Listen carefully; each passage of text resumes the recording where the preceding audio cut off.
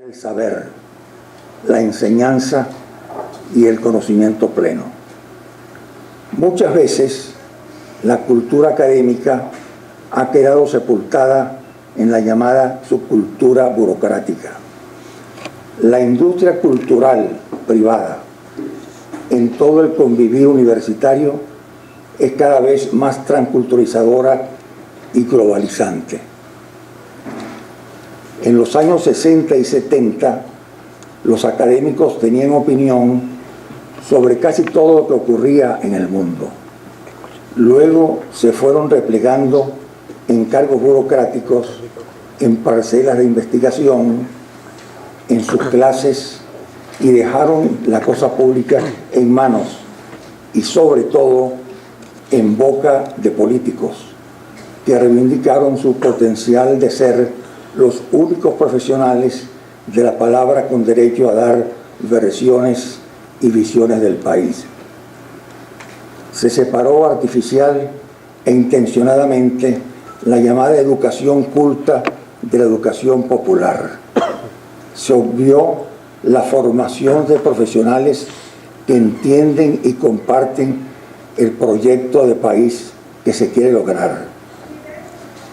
El nivel académico de los docentes, apenas evidenciado en las estadísticas, queda sepultado por la falta de coherencia con el país real y la obsolescencia de un modelo educativo que llama a gritos a una reforma. Y esta tarea requiere un esfuerzo colectivo y un espacio democrático y participativo que pueda vencer los abismos y las desproporciones entre las condiciones de acceso y la calidad de la educación, entre los planes de financiamiento, etcétera, etcétera. Bueno, muchas cosas por decir, pero esta era la conferencia propiamente que yo iba a dictar. Pero, por supuesto, que el tema concreto es la experiencia personal con maestros venezolanos en cirugía. Yo quiero un poquito de agua.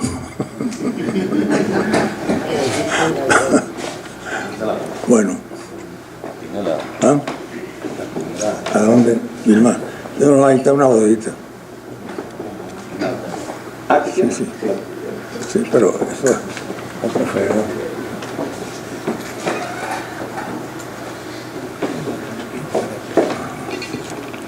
Exactamente, estoy bien.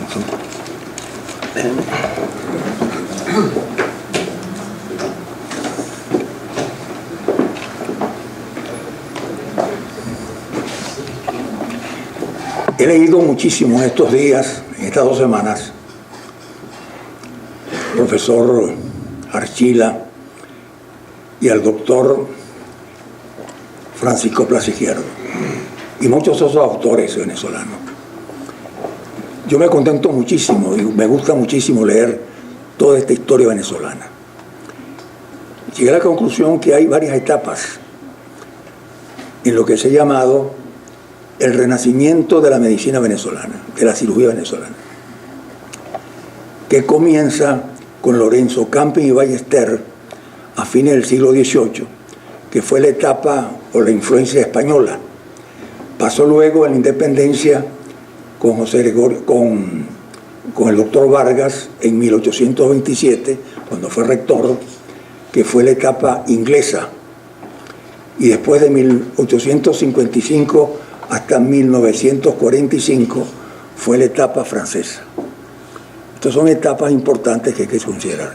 Y a partir de 1945, después de la Segunda Guerra Mundial, por supuesto, nuestra cirugía ha quedado pues inmersa en toda la influencia norteamericana, que ha sido muy importante porque hemos tenido cirujanos formados allí que han traído la experiencia y que han desarrollado la medicina venezolana.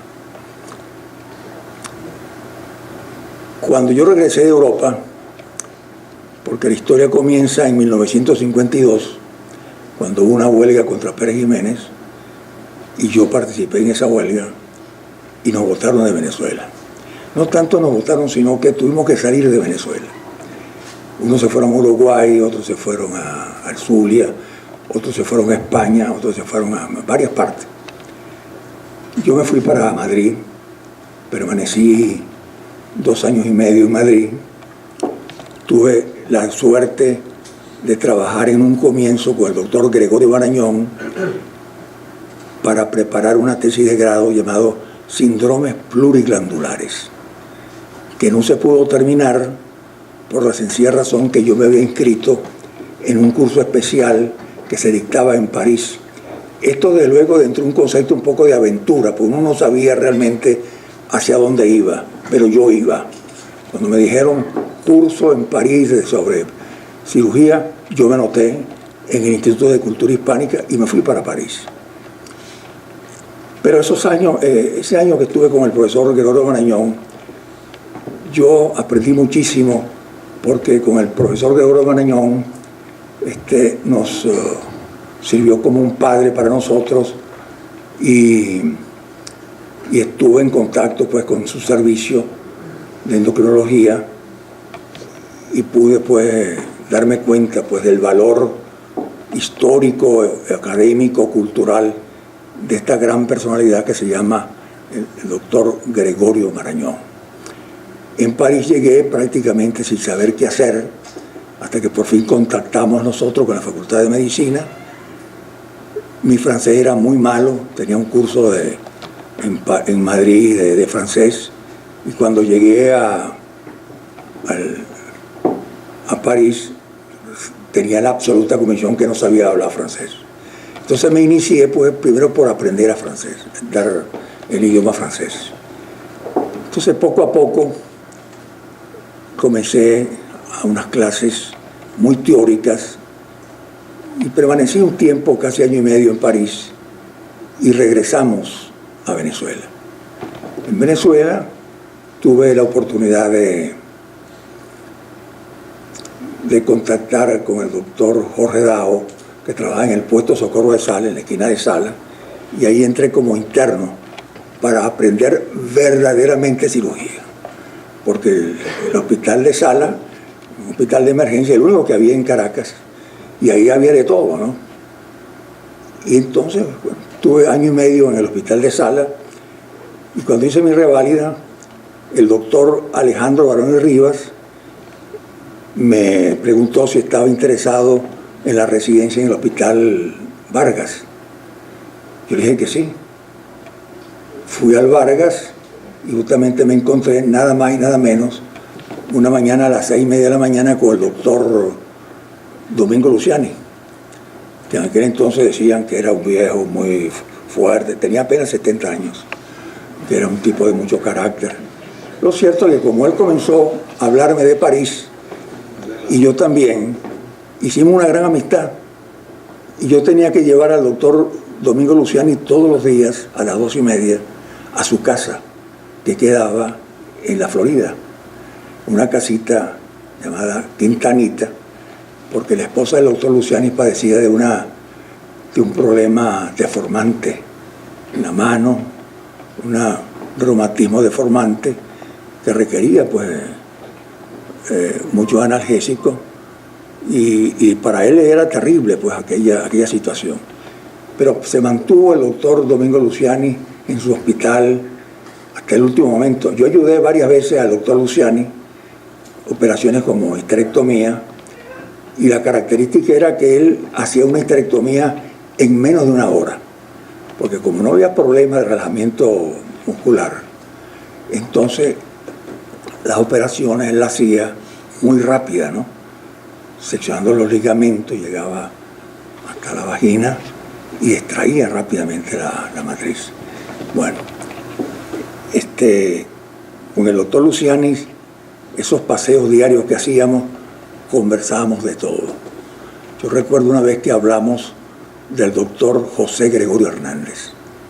Le pregunté, en aquella época, estamos hablando de hace muchísimos años, le dije, doctor Luciani, ¿y por qué nuestro santo no ha sido realmente llevado pues al Vaticano, ¿no? Santificado? Entonces él me dijo, el problema, él fue discípulo del doctor José Gregorio Hernández. Me decía que era una persona muy digna, nada de religioso ni nada, simplemente muy sometido a sus estudios, porque el doctor José Gregorio Hernández es una persona muy preparada porque estudió en París, no solamente eso, sino tenía su laboratorio y tenía una clínica privada en la esquina de Amadores, atendía a ricos y pobres por lo que le dieran. Un día salió de su consultorio, fue atropellado, entonces comenzaron las versiones de prensa, que fue un intento de suicidio, que sí, patatín y patatán, tal. Lo cierto es que pasaron los años y vamos a cumplir ahora 100 años en el 2019, el 30 de junio, y no ha sido realmente santificado el santo de Venezuela. Un santo justamente que de corbata. ¿Cuál es? No, este hago tortilla, José Gregorio Hernández. Y entonces el doctor Domingo Luciani me dijo una vez, chico, es un santo tan especial, doctor Molina, que tiene corbata y tiene unos bigoticos al estilo de Jorge Negrete.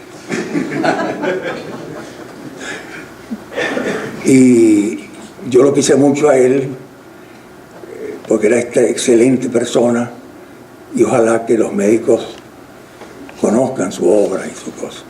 Pero la pregunta que uno se hace, en Roma se han santificado centenares de santos. Ahora resulta que aquí todavía hay una comisión buscando, preparando o investigando cuál es el milagro que ha hecho José Gregorio Hernández. Chicos, la población ha demostrado muchísimas veces que sí ha hecho milagros.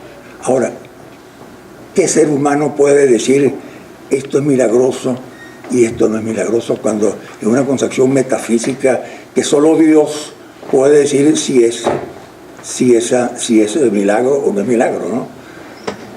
Bueno, lo cierto es que ese es el problema que tenemos con el doctor José Gregorio Hernández, pero que late en nosotros pues ese espíritu de camaradería, sobre todo de sabiduría, un hombre extraordinario.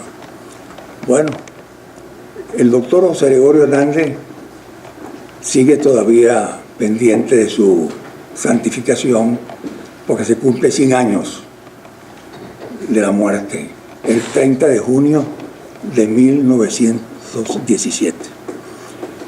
El doctor Domingo Luciani tuvo muchísimos discípulos. Los dos grandes discípulos que tuvo el doctor José Gregorio Hernández fue el doctor Jorge González Celis. Jorge González Celis, exactamente. Y el doctor, aquí está, Jorge González Celis fue un médico jefe de servicio en el año 58, cuando yo pasé con el doctor Jorge González Celis del Hospital Vargas al Hospital Universitario. El doctor Luciani le dijo: Jorge, mira, el doctor Molina, que ya tiene año y medio con nosotros, sería un candidato para tu servicio. Y yo entré en esa forma. Y yo hice mi carrera docente gracias al doctor Domingo Luciani. Y otro discípulo de él fue el doctor Alejandro Baroni Rivas.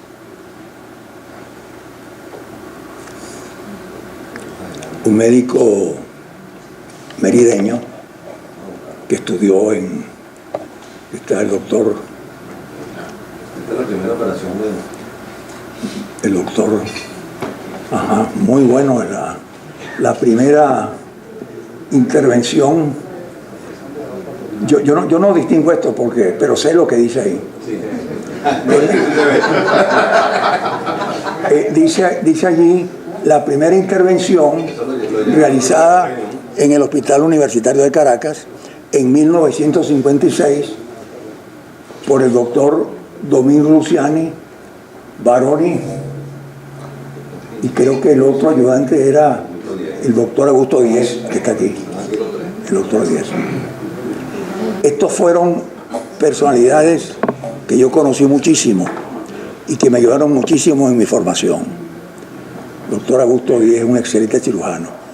Cuando nosotros pasamos al hospital universitario, al servicio de cirugía 2, el servicio de cirugía 1 ya estaba dirigido por el doctor Miguel Pérez Carreño, excelente cirujano y gran maestro venezolano. El servicio de cirugía 2 con el doctor Jorge González Celis, el servicio de cirugía 3, Hermógenes Rivero, y el servicio de cirugía 4 con Ricardo Vaquero González. Personas que con seguridad ustedes conocen. Bueno, esto fue para mí, yo lo considero la edad de oro de la cirugía venezolana en el hospital universitario. Los grandes cirujanos, aquí estaba Augusto Díez, Elías Rodríguez, aquí con el doctor Hermógenes Rivero, estaba Márquez Reverón, bueno, mucha gente, con Vaquero González, estaba Oscar Rodríguez, González Nava, y en el servicio del doctor Jorge González Celis, en servicio 2, donde yo estaba, se encontraba el doctor Francisco Plaza Izquierdo y el doctor Ravelo Celis, Barón y Rivas, que cada uno por el tiempo pues es imposible concretarse uno en cada uno de ellos. Pero sí debo decir que aquí aparece, esto fue un trabajo que por cierto no vino el doctor Nelson Carrillo, que estuvo invitado, que hizo una excelente biografía del doctor Barón y Rivas, y se concretó, lo presentó en la Academia Nacional de Medicina el año pasado. Está publicado ya ese trabajo sobre el doctor Barón y Rivas. Se puede conseguir, yo le voy a dar ahora la dirección. Bueno, pero aquí hay una figura mucho más esquemática. ¿La puedes pasar? Pero creo que no está. Aquí está con el doctor González Celis, en Puerto Azul. A él le gustaba mucho los fines de semana pasarlo allá en Puerto Azul. Y la foto antes de ella, hay una foto con el doctor Baroni, donde está realizando un shunt espleno-renal distal. ¿No la conseguiste?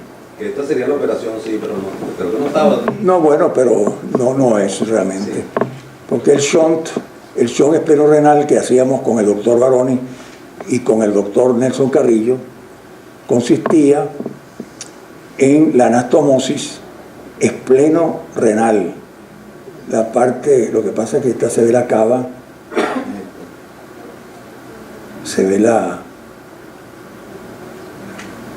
pero no se ve el riñón. Aquí está el vaso, ¿no? Aquí está la esplena renal, y entonces se hacía una disección minuciosa de la vena esplénica,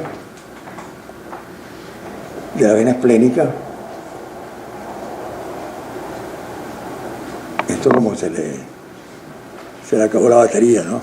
El mío. Entonces tú sigues.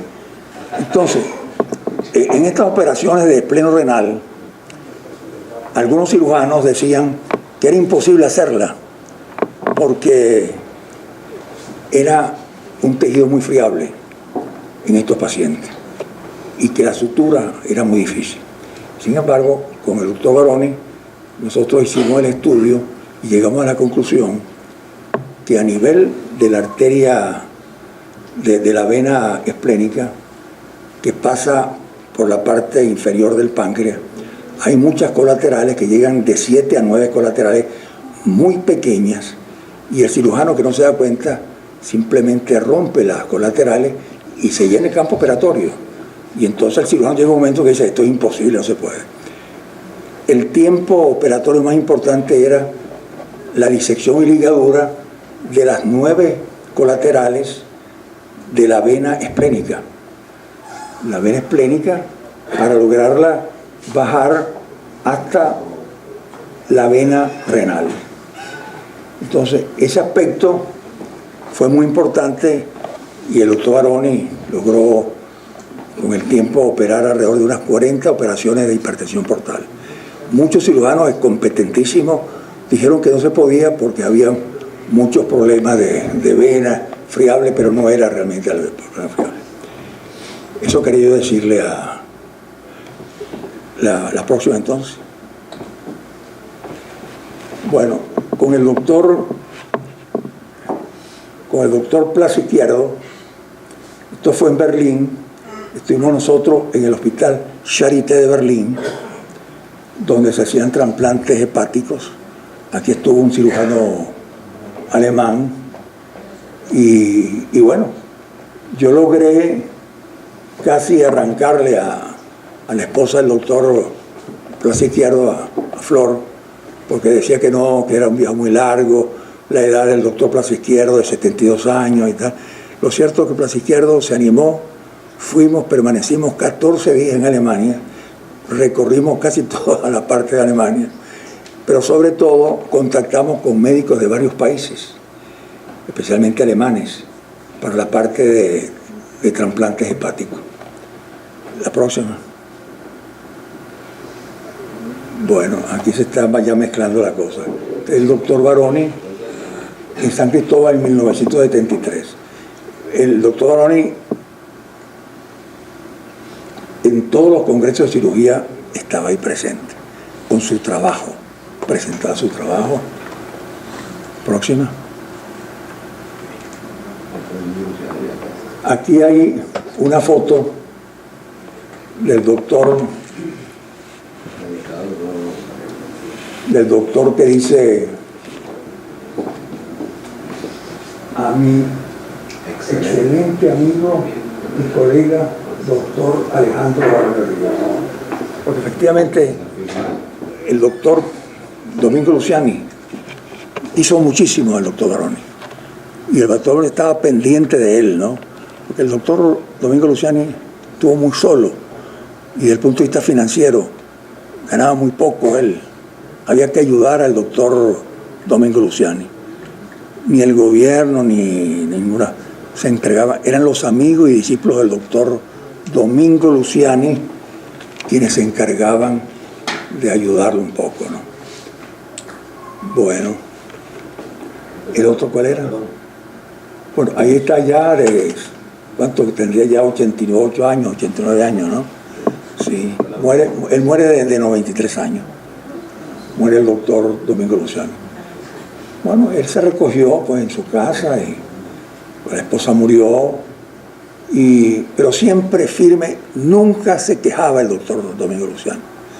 Tú lo veías estudiando y manteniendo siempre una postura moral fundamental, de una gran seriedad, y muy preocupado por los estudios venezolanos.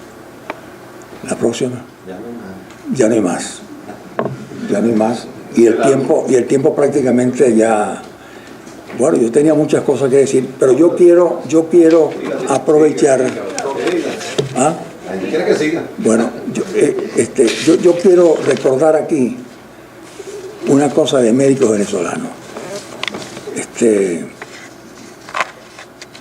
En el año 1985, cirujanos, etc.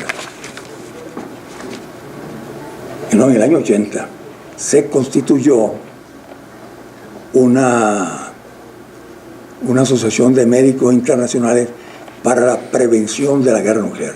Y lo estoy haciendo con el propósito de actualizar este problema, que es muy grave para el mundo entero, lo que estamos viviendo en este momento. Y nosotros como cirujanos debemos estar muy atentos de lo que sucede en Venezuela, en Colombia, más allá de Colombia, México, Irán, Corea. La situación grave por la que pasa actualmente el mundo. En el año 80, dos grandes cardiólogos, el profesor Bernard Laun, que estuvo en Venezuela, que fue recibido por el doctor Jaime Lucinchi de Miraflores, Bernard Laun y el profesor Eugene Shasov, que era ministro de Salud de la Unión Soviética, que yo lo conocí personalmente en una de los viajes que hice a Moscú. Ellos constituyeron esta asociación, eran dos presidentes, dos copresidentes, que se llamó Médicos Internacionales para la Prevención de la Guerra Nuclear. Aquí se constituyó entonces una forma como de agencia también de estos médicos, ¿no? Y se llamó también Asociación de Médicos Venezolanos para la Prevención de la Guerra Nuclear,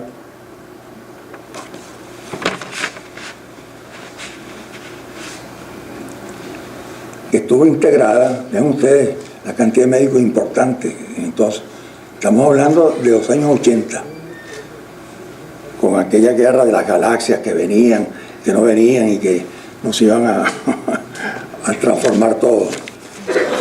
Esa asociación de médicos estuvo integrada, yo creo que ustedes todos lo conocen,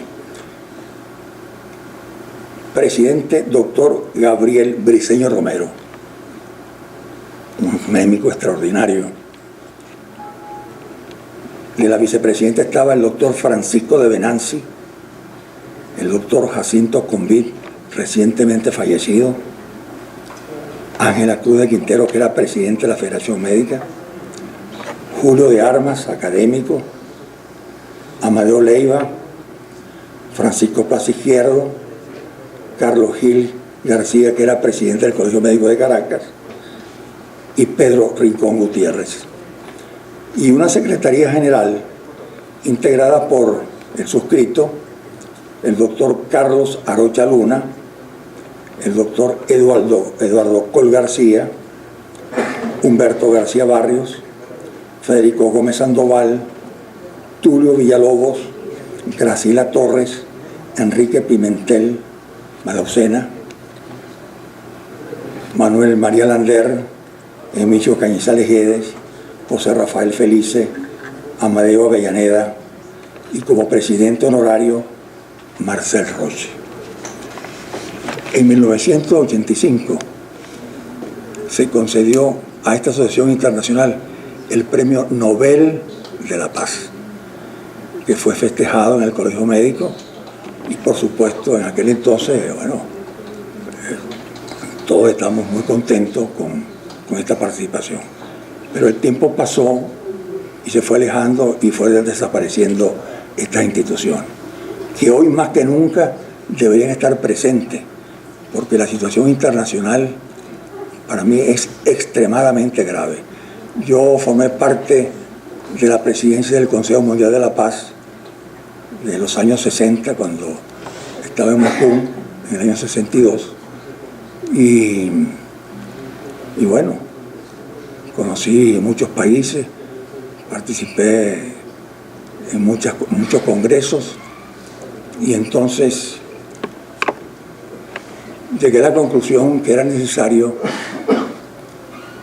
que los médicos estuvieran al tanto de esta situación.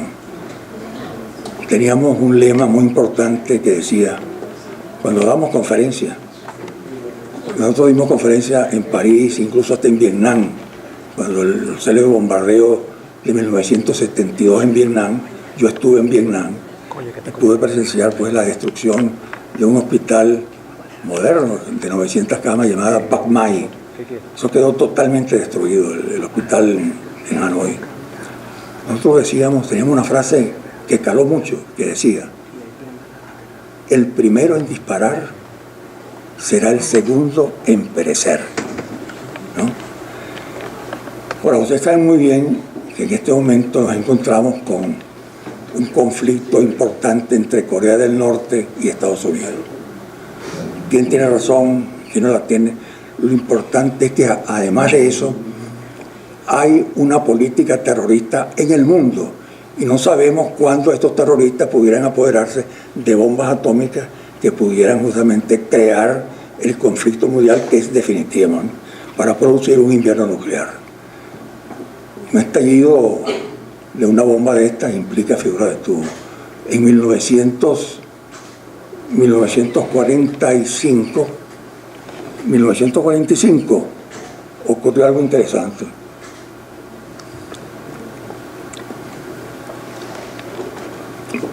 En Alamogordo, Nuevo México, estalló por primera vez la primera bomba atómica. Estuvo dirigida por Robert Oppenheimer. Era la primera explosión atómica. Se reunía en Potsdam, cerca de Berlín, la conferencia de Potsdam, ciudad de Potsdam. Y ahí participó Truman, porque ya Roosevelt había muerto en abril de ese año. Pero la guerra había terminado. La guerra terminó, la Segunda Guerra Mundial terminó el 1 de mayo de 1945, cuando se llegó hasta el Reichstag. Entonces, el 24 de julio, dicen las memorias del mariscal Zhukov, que cuando el presidente Truman le avisó en una cena al presidente Roosevelt de que tenían la bomba atómica,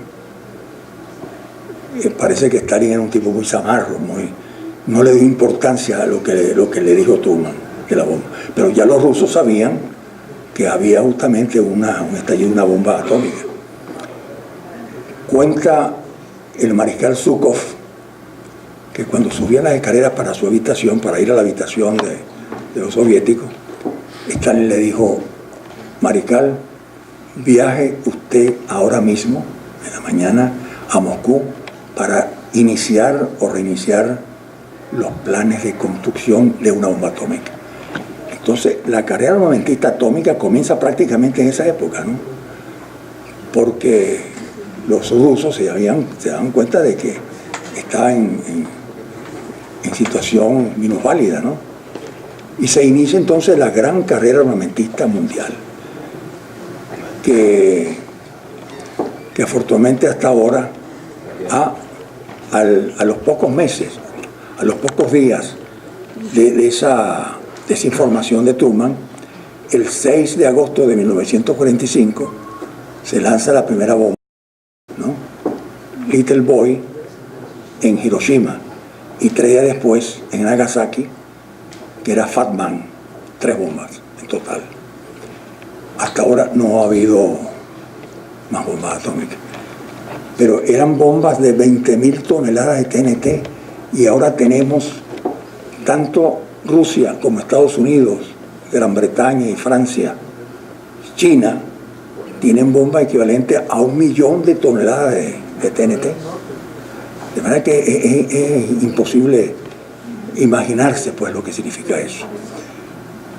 Entonces yo me refiero a la gente joven y a toda pues la sociedad de cirugía a tomar muy en cuenta estos problemas que nos competen como médico y como cirujano, de que uno ve la noticia y no es el problema de ponerse uno en favor de uno o en favor de otro o en contra de otro, sino en saber que el mundo atraviesa uno de los momentos más peligrosos de la historia de la humanidad.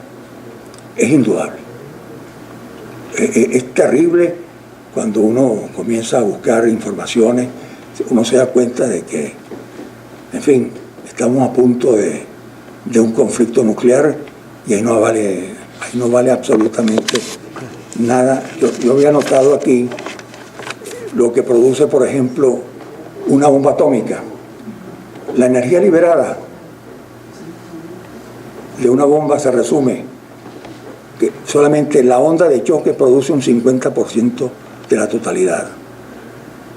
Radiación térmica 30%, radiación ionizante 5%, radiación residual 5%, radiación electromagnética, rayos infrarrojos, rayos ultravioletas, neutrones, etcétera, etcétera, etcétera, ¿no? Bueno, esto es lo que produce una bomba pequeña tipo Hiroshima. Bueno, ya para finalizar, yo creo que... ¿Cuánto llevamos, doctor Luis? Bueno, media hora, más de media hora. Bueno, teníamos entonces algunas otras cosas por decir, pero ya creo que hemos hablado lo suficiente. Me siento muy contento de estar en la Sociedad de Cirugía. Tenía algún tiempo que no asistía, pero ustedes tienen unos pilares importantes a la sociedad, a los médicos, les digo, que son los doctores Fernando Rodríguez Montalvo y el doctor José Félix Vivas, por lo menos de los que yo conozco personalmente, que son no solamente dos activísimos miembros de la sociedad, dos excelentes cirujanos, dos personalidades honradísimas, de una gran moral, de un gran prestigio, de una gran sabiduría. Hay, por supuesto, al lado de ellos otros cirujanos de la directiva que lamentablemente no conozco bien, y creo que llegó el momento en que la Sociedad Venezolana de Cirugía debe buscar llegar a otros estatus, incluso gubernamentales, y pelear por un financiamiento especial a la Sociedad Venezolana de Cirugía. Una sociedad que debe estar pendiente de los hospitales, porque, para decirlo en dos platos, estamos en presencia. Ustedes conocen seguramente cómo pienso yo, pero yo soy un tipo crítico de toda la cosa. Estamos en presencia, ante estos problemas, de un gobierno dadivoso y palabrero, y de una oposición que se dedica a tumbar a Maduro y no puede tumbarlo. Entonces, esta es la gran situación, el gran drama de Venezuela, y ese no es el problema. Venezuela tiene muchos enemigos en el exterior, porque esta es la fuente del petróleo, la fuente de nuestras riquezas especiales, y tenemos que cuidar nuestro país. Yo siento muchísimo cuando alguien dice hay que invadir a Venezuela para salir de estos diablos. Yo creo que es terrible. Venezuela no puede ser atacada ni invadida. ¿Por qué? Venezuela no constituye ninguna amenaza para nadie. Venezuela no constituye. Ahora, en Venezuela hay corrupción, hay especulación, hay 20.000 cosas que yo critico muchísimo. Porque cuando uno dice, bueno, si yo compro una medicina hoy a 3.000 bolívares y voy al día siguiente a la farmacia y me encuentran 11.000. Yo tengo un amigo que vive en Los Palos Grandes, de mi edad, un octogenario, me dice, mire, doctor Molina, qué problema, ¿no? Yo compraba a principios de año el Viagra, compraba el Viagra, 2 tableticas por 3.000 bolívares. Ahora cuando voy a preguntar por el Viagra, 2 tableticas, me dicen no, lo que hay de una, y cuesta 13.000 bolívares. ¿Cómo puede uno entonces hacer? ¿Cómo puede? Y yo le digo, y usted, le dije yo, ¿y usted es constante en sus actividades? Me dijo, muy constante. Pero el problema es que el bolsillo no me deja. Señores, muchas gracias y muchas felicidades.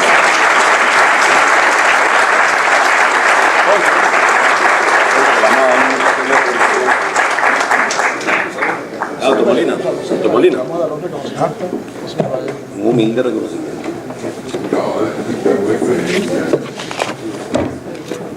No le dejan. Rodolfo. Buenos días. La verdad que es grato esta conversación y este paréntesis tan grande en conocer nuestra historia y que sea en vivo, que sea una persona que la haya trajinado, vivido, pasado con estos grandes maestros de la cirugía. Es un honor tenerlo. En ese nombre, la Sociedad Venezolana de Cirugía otorga el presente diploma al doctor Ricardo Molina Martí como un justo reconocimiento a su extraordinaria y larga trayectoria profesional en la que se destaca su preocupación por la investigación quirúrgica la formación académica de nuestros cirujanos y contribución a la literatura científica nacional. Es un gran aporte y le damos gracias a Dios de tenerlo acá. Vamos a darle un fuerte aplauso. Y le entregamos